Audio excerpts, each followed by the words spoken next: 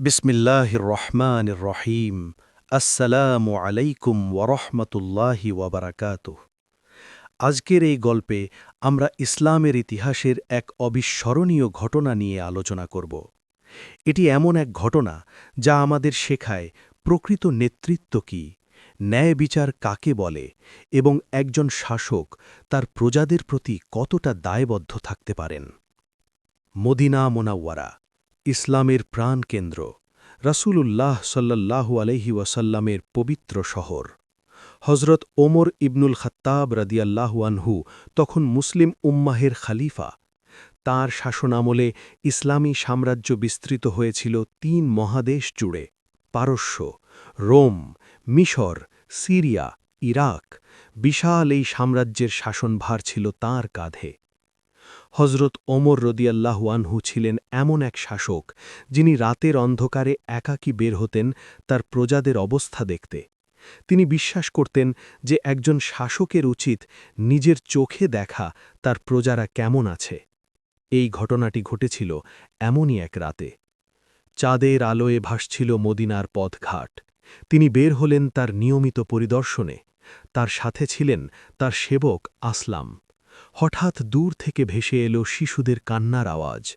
সাধারণ কান্না নয়, এমন কান্না যা ক্ষুধার জ্বালায় কাতর শিশুর মুখ থেকে বের হয়। আওয়াজটা আসছিল মদিনার প্রান্তসীমার একটি তাঁবু থেকে। তাঁবুর কাছে পৌঁছে তারা দেখলেন একটি অসাধারণ দৃশ্য। একটি ছোট তাঁবুর সামনে আগুন জ্বলছে, তার উপর একটি হাঁড়ি বসানো। হাঁড়ির পাশে বসে আছেন এক মহিলা। তার চারপাশে ৩-৪টি শিশু কাঁদছে। হজরত ওমর রদিয়াল্লাহু আনহু কাছে গিয়ে সালাম দিলেন।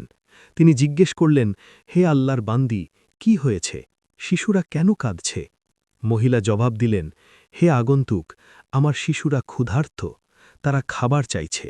হজরত ওমর রদিয়াল্লাহু আনহু হাঁড়ির দিকে তাকালেন। হাঁড়িতে পানি ফুটছে, কিছু পাথর বা ছোট কঙ্কর সেই পানিতে ভাসছে। তিনি অবাক হয়ে জিজ্ঞেস করলেন, হাঁড়িতে কি রান্না হচ্ছে? মহিলা একটা দীর্ঘশ্বাস ফেললেন। তারপর বললেন, হাঁড়িতে শুধু পানি আর কিছু পাথর আছে। আমার কাছে কোনো খাবার নেই। শিশুরা ক্ষুধায় কাঁদছে। আমি তাদের বলেছি যে খাবার রান্না হচ্ছে, একটু অপেক্ষা করতে। আমি আশা করছি যে অপেক্ষা করতে করতে তারা ক্লান্ত হয়ে ঘুমিয়ে পড়বে। এই কথা শুনে হজরত ওমর রাদিয়াল্লাহু আনহুয়ের চোখে পানি এসে গেল। তার বুক ভারী হয়ে গেল। একজন মা তার সন্তানদের এভাবে ভুলিয়ে রাখছেন, এই বাস্তবতা তাকে গভীরভাবে আঘাত করল। তিনি কাঁপা গলায় জিজ্ঞেস করলেন, তোমার কাছে কোনো খাবার নেই? তুমি কারো কাছে সাহায্য চাওনি? মহিলা বললেন, আমি বিধবা, আমার স্বামী যুদ্ধে শহীদ হয়েছেন। আমার কাছে কিছু ছিল, কিন্তু তা শেষ হয়ে গেছে। এরপর মহিলা একটু রাগের সুরে বললেন, আল্লাহ ওমরকে জিজ্ঞেস করবেন। তিনি মুসলমানদের খলিফা, কিন্তু তিনি কি জানেন তার প্রজারা কেমন আছে? আমার শিশুরা ক্ষুধার্ত, কিন্তু ওমর কি এটা জানেন? এই কথা শুনে হজরত ওমর রাদিয়াল্লাহু আনহুয়ের হৃদয় ভেঙে গেল। তিনি নিজেকে দায়ী মনে করলেন। তিনি তৎক্ষণাৎ আসলামকে বললেন, আসলাম, দ্রুত বাইতুল মালে যাও। সেখান থেকে আটা, তেল, খেজুর, মাংস এবং যা যা দরকার তা নিয়ে এসো, দ্রুত। কিছুক্ষণ পরে আসলাম ফিরে এলেন। তার সাথে একটি বড় বস্তা। হজরত ওমর রাদিয়াল্লাহু আনহু বস্তাটা নিজের কাঁধে তুলে নিলেন। আসলাম বললেন, হে আমিরুল মুমিনিন, আমি বহন করছি। কিন্তু হজরত ওমর রাদিয়াল্লাহু আনহু বললেন, আসলাম, তুমি কি কিয়ামতের দিন আমার হয়ে আমার বোঝা বহন করবে? আমি নিজেই বহন করব। মদিনার খলিফা, যার সামনে রাজা বাদশারা মাথা নত করত, সেই খলিফা নিজে আটার বস্তা কাঁধে নিয়ে একটি গরিব বিধবার তাঁবুর দিকে হাঁটছেন। এটাই ছিল হজরত ওমর রাদিয়াল্লাহু আনহু-এর চরিত্র। তাঁবুতে পৌঁছে তিনি বললেন, এখন আমরা শিশুদের জন্য খাবার তৈরি করব। তিনি আস্তিন গুটিয়ে নিলেন, আটার বস্তা খুলে আটা বের করলেন। তিনি নিজেই আটা মাখতে শুরু করলেন। তার হাত, যে হাত দিয়ে তিনি বিশাল সাম্রাজ্যের ফরমান লিখতেন, সেই হাত দিয়ে তিনি আটা মাখছেন একটি গরিব বিধবার শিশুদের জন্য। আটা মাখার পর তিনি রুটি তৈরি করতে শুরু করলেন। আগুনের তাপে তার মুখ লাল হয়ে গেছে, ঘাম ঝরছে কপাল থেকে, কিন্তু তিনি থামছেন না। তার একটাই লক্ষ্য, যত দ্রুত সম্ভব এই ক্ষুধার্ত শিশুদের খাবার দেওয়া। রুটি তৈরি হওয়ার পর হজরত ওমর রাদিয়াল্লাহু আনহু নিজে শিশুদের খাবার পরিবেশন করতে শুরু করলেন। তিনি এক একটি শিশুকে কোলে নিয়ে নিজের হাতে খাবার খাওয়াচ্ছেন। শিশুরা ক্ষুধার্ত ছিল, তারা দ্রুত খেতে শুরু করল। একসময় শিশুরা খাওয়া শেষ করল, তাদের পেট ভরে গেছে, তারা আর কাঁদছে না, বরং তারা হাসছে। হজরত ওমর রাদিয়াল্লাহু আনহু তাদের সাথে খেলছেন, তাদের কথা শুনছেন। তিনি ততক্ষণ পর্যন্ত সেখানে থাকলেন যতক্ষণ না শিশুরা তৃপ্তি নিয়ে ঘুমিয়ে পড়ল। শিশুরা ঘুমিয়ে পড়ার পর মহিলা হজরত ওমর রাদিয়াল্লাহু আনহু বললেন, হে বোন, আগামীকাল তুমি খলিফার দরবারে এসো, তিনি তোমার জন্য স্থায়ী ব্যবস্থা করবেন। পরদিন সকালে মহিলা খলিফার দরবারে গেলেন। সেখানে গিয়ে তিনি দেখলেন যে গতকাল রাতে যে লোকটি তার শিশুদের জন্য রান্না করেছিলেন তিনিই খলিফা ওমর। মহিলা অবাক এবং লজ্জিত হলেন। কিন্তু হজরত ওমর রাজিয়াল্লাহু আনহু বললেন, বোন, ক্ষমা চাইতে হবে আমাকে। তুমি ঠিক বলেছিলে, আমার দায়িত্ব ছিল তোমার খোঁজ নেওয়া, আমি ব্যর্থ হয়েছি। তারপর মহিলার জন্য বাইতুল মাল থেকে নিয়মিত ভাতার ব্যবস্থা করলেন। এই ঘটনাটি ইসলামের ইতিহাসে এক অনন্য উদাহরণ। এটি আমাদের শেখায় যে একজন নেতার কাছে তার প্রজাদের প্রতি কী দায়িত্ব। হজরত ওমর রাজিয়াল্লাহু আনহু ছিলেন এমন এক শাসক যিনি বিশ্বাস করতেন যে যদি ফোরাতের তীরে একটি কুকুরও ক্ষুধায় মারা যায় তাহলে আল্লাহ তার কাছে এর জবাবদিহি করবেন। ওমর রাজিয়াল্লাহু আনহুয়ের জীবনী পড়লে আমরা দেখি যে তিনি কখনও নিজেকে সাধারণ মানুষের থেকে উঁচু মনে করতেন না। তিনি সবসময় সাধারণ মানুষের পোশাক পরতেন। তার পোশাকে প্রায়ই তালি লাগানো থাকত। একবার পারস্যের সম্রাটের দূতরা এসেছিল তার সাথে দেখা করতে। তারা খলিফাকে পেলেন একটি গাছের নিচে ঘুমাচ্ছেন, মাথার নিচে একটি ইট। দূতরা অবাক হয়ে বলল, আপনি ন্যায় বিচার করেন, তাই নিশ্চিন্তে ঘুমান।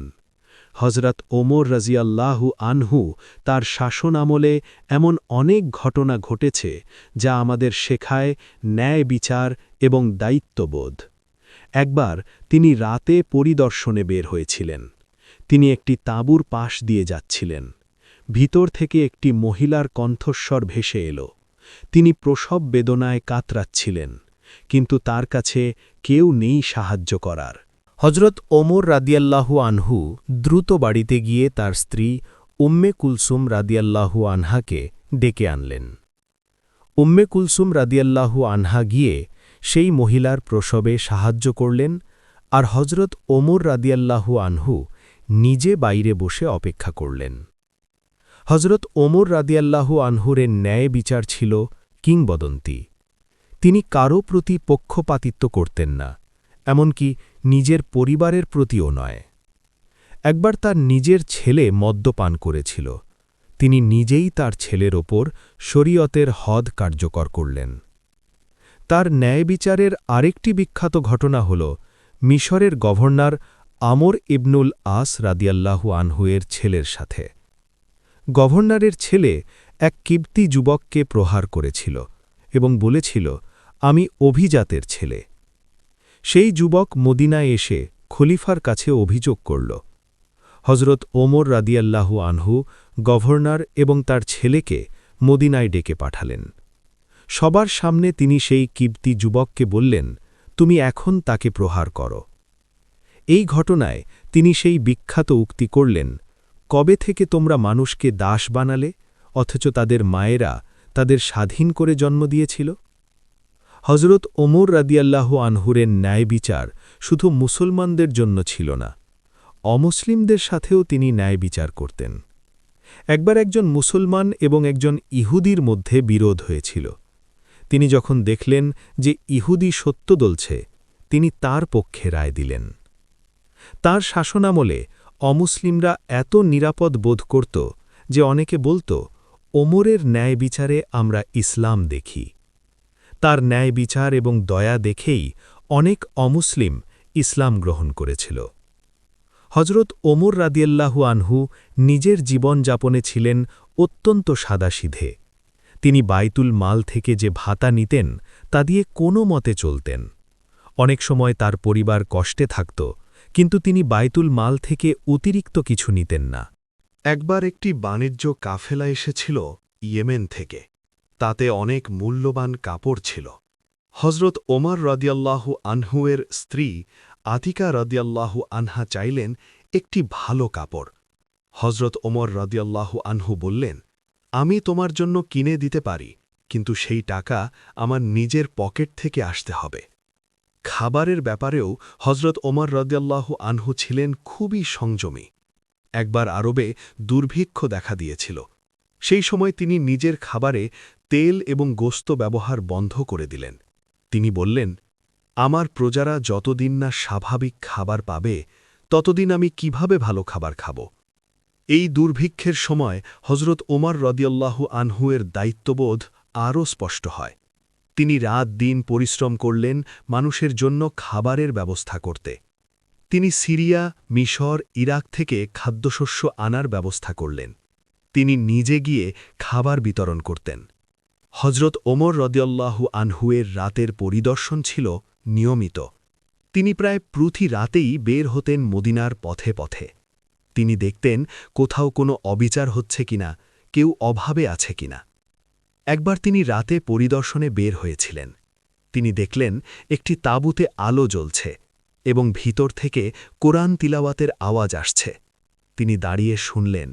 তিলাওয়াত শেষ হওয়ার পর তিনি ভিতরে গিয়ে দেখলেন একজন বৃদ্ধ লোক বসে আছেন। বৃদ্ধ লোকটি তাকে চিনল না।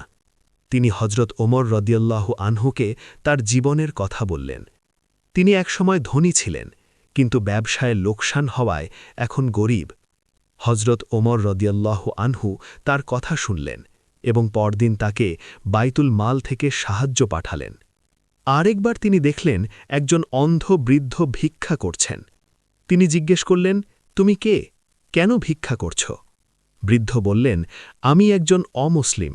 আমি সারা জীবন কাজ করে জিজিয়া কর দিয়েছি। এখন আমি বৃদ্ধ এবং অন্ধ, কাজ করতে পারি না। হজরত ওমর রাদিয়াল্লাহু আনহু রাগান্বিত হলেন। তিনি বললেন, আমরা তোমার কাছ থেকে যৌবনে কর নিয়েছি, কিন্তু বৃদ্ধ বয়সে তোমাকে ভিক্ষা করতে ছেড়ে দিয়েছি? এটা অবিচার। তিনি তৎক্ষণাৎ নির্দেশ দিলেন যে বৃদ্ধ এবং অক্ষম অমুসলিমদের বাইতুল মাল থেকে ভরণপোষণের ব্যবস্থা করতে হবে। হজরত ওমর রাদিয়াল্লাহু আনহুয়ের শাসনামলে মুসলিম সাম্রাজ্য অভূতপূর্ব উন্নতি লাভ করেছিল, কিন্তু তিনি কখনও এই উন্নতিকে নিজের কৃতিত্ব বলে মনে করতেন না। তিনি সবসময় বলতেন, এটা আল্লাহর রহমত এবং রসূলুল্লাহ সাল্লাল্লাহু আলাইহি ওয়াসাল্লামের শিক্ষার ফল। তার দায়িত্ববোধ এতটাই প্রবল ছিল যে তিনি প্রায়ই বলতেন, যদি ফুরাতের তীরে একটি কুকুর ক্ষুধায় মারা যায়, আমি ভয় পাই যে আল্লাহ এর জন্য ওমরকে জিজ্ঞাসাবাদ করবেন। এই ছিল তার চিন্তা। তিনি মনে করতেন যে খলিফা হিসাবে প্রতিটি প্রাণীর দায়িত্ব তাঁর। হজরত ওমর রাদিয়াল্লাহু আনহুয়ের ন্যায় বিচার এবং দায়িত্ববোধ এতটাই বিখ্যাত ছিল যে মানুষ দূর দূরান্ত থেকে তার কাছে এসে বিচার প্রার্থনা করত। তিনি সবার কথা শুনতেন, ধনী, গরিব, মুসলিম, অমুসলিম, সবার। একবার একটি মামলায় হজরত আলী রাদিয়াল্লাহু আনহু এবং একজন ইহুদির মধ্যে বিরোধ হয়েছিল। হজরত ওমর রাদিয়াল্লাহু আনহু বিচারক ছিলেন। তিনি হজরত আলী রাদিয়াল্লাহু আনহুকে বললেন, হে আবুল হাসান, উঠে দাঁড়াও এবং তোমার প্রতিপক্ষের পাশে দাঁড়াও। বিচার শেষে হজরত ওমর রাদিয়াল্লাহু আনহু লক্ষ্য করলেন যে হজরত আলী রাদিয়াল্লাহু আনহুয়ের মুখে একটু অসন্তোষের ছাপ। তিনি জিজ্ঞেস করলেন, হে আলী, তুমি কি আমার রায়ে অসন্তুষ্ট? হজরত আলী রাদিয়াল্লাহু আনহু বললেন, না, কিন্তু আপনি আমাকে আবুল হাসান বলে ডাকলেন, এটা পক্ষপাতিত্ব।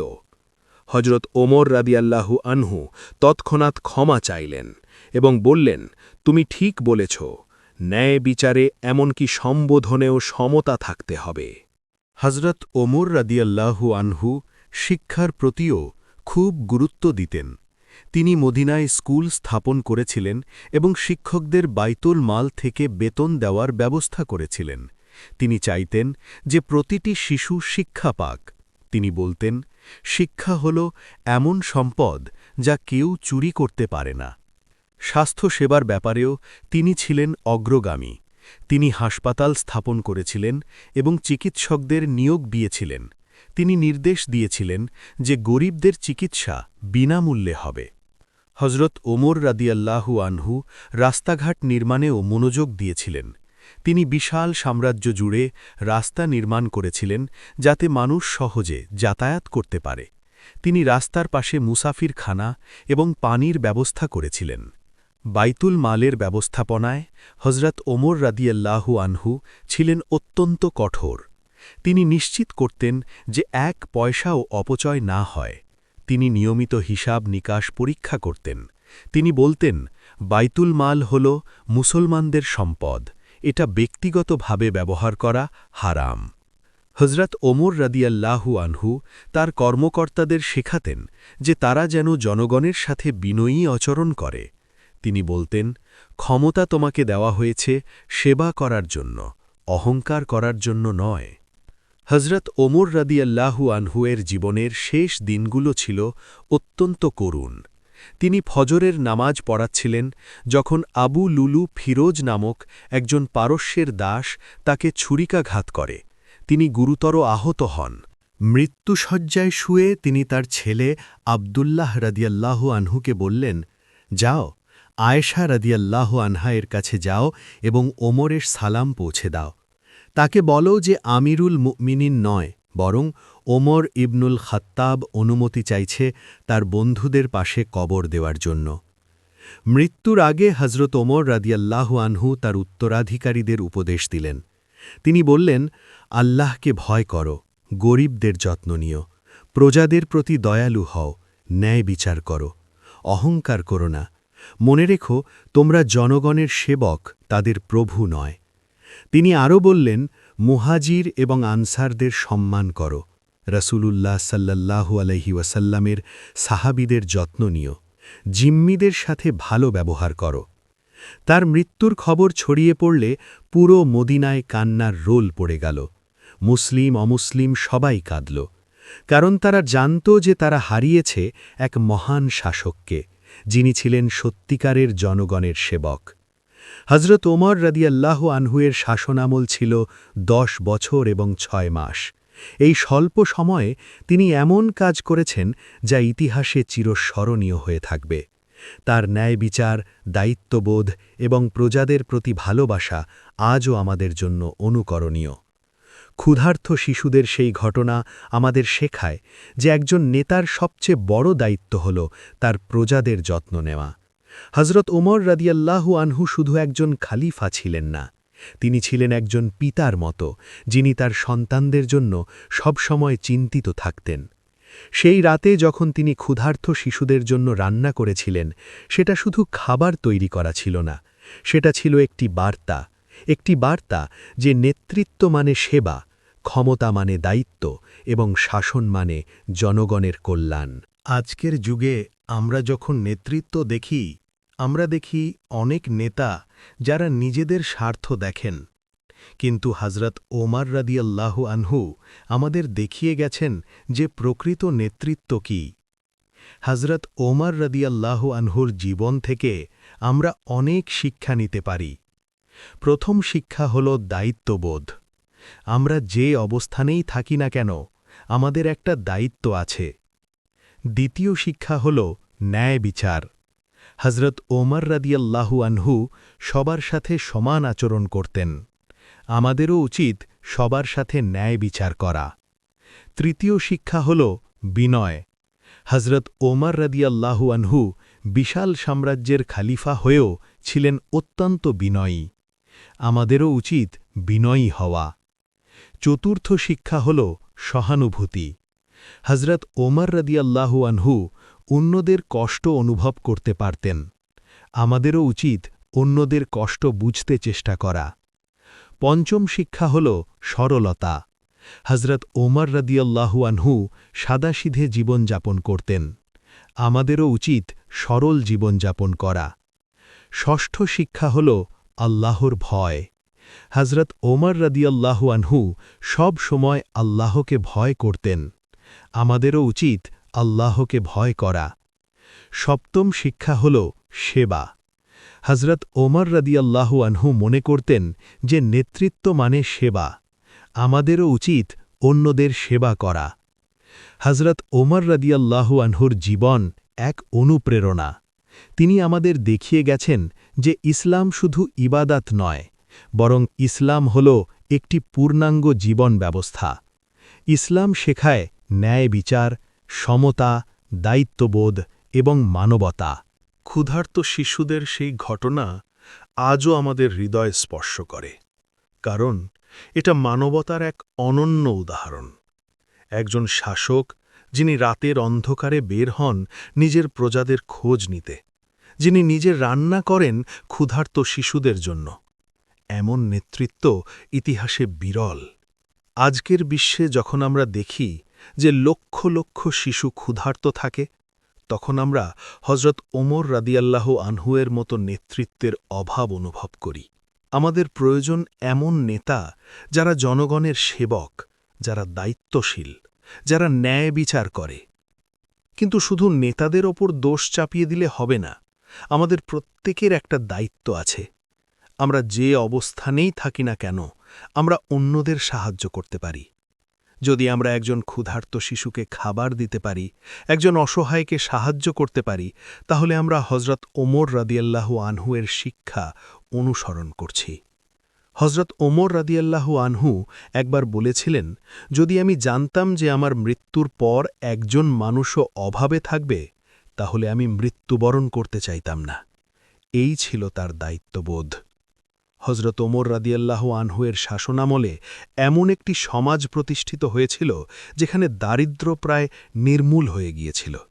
বাইতুল মাল এতটা সম্পদশালী হয়ে গিয়েছিল যে জাকাত দেওয়ার মতো গরিব পাওয়া যেত না। কিন্তু হজরত ওমর রাদিয়াল্লাহু আনহু শুধু ভৌতিক উন্নয়নই করেননি, তিনি নৈতিক উন্নয়নেও গুরুত্ব দিয়েছিলেন। তিনি মানুষকে শেখাতেন আল্লাহর ভয়, ন্যায় বিচার, সততা এবং মানবতা। হজরত ওমর রাদিয়াল্লাহু আনহু ইসলাম গ্রহণের আগে ছিলেন ইসলামের কট্টর শত্রু। কিন্তু যখন তিনি ইসলাম গ্রহণ করলেন, তখন তিনি হয়ে গেলেন ইসলামের সবচেয়ে বড় রক্ষক। রাসূলুল্লাহ সাল্লাল্লাহু আলাইহি ওয়াসাল্লাম তাকে উপাধি দিয়েছিলেন ফারুক। হজরত ওমর রাদিয়াল্লাহু আনহু এর একটি বিশেষ গুণ ছিল যে তিনি নিজেকে সংশোধন করতে পারতেন। যদি কেউ তাকে ভুল ধরিয়ে দিত, তিনি তৎক্ষণাৎ তা স্বীকার করতেন। এই ঘটনা আমাদের শেখায় যে প্রকৃত শক্তি হল নিজের ভুল স্বীকার করার সাহস। রাসূলুল্লাহ সাল্লাল্লাহু আলাইহি ওয়াসাল্লাম একবার বলেছিলেন, যদি আমার পরে কোনো নবী হতো তাহলে সে হতো ওমর। এটা ছিল হজরত ওমর রাদিয়াল্লাহু আনহুয়ের প্রতি রাসূলুল্লাহ সাল্লাল্লাহু আলাইহি ওয়াসাল্লামের আস্থা এবং ভালোবাসার প্রমাণ। হজরত ওমর রাদিয়াল্লাহু আনহুয়ের জীবন আমাদের জন্য এক মহান শিক্ষা। তিনি দেখিয়ে গেছেন যে প্রকৃত নেতৃত্ব কী, প্রকৃত ন্যায় বিচার কী এবং প্রকৃত দায়িত্ববোধ কী। আমরা যদি তার জীবন থেকে শিক্ষা নিই এবং সেই অনুযায়ী আমল করি, তাহলে আমরা একটি সুন্দর সমাজ গড়তে পারব, যেখানে ন্যায় বিচার, সমতা এবং মানবতা থাকবে। আল্লাহ রাব্বুল আলামিন হজরত ওমর রাদিয়াল্লাহু আনহুকে জান্নাতুল ফিরদাউস দান করুন।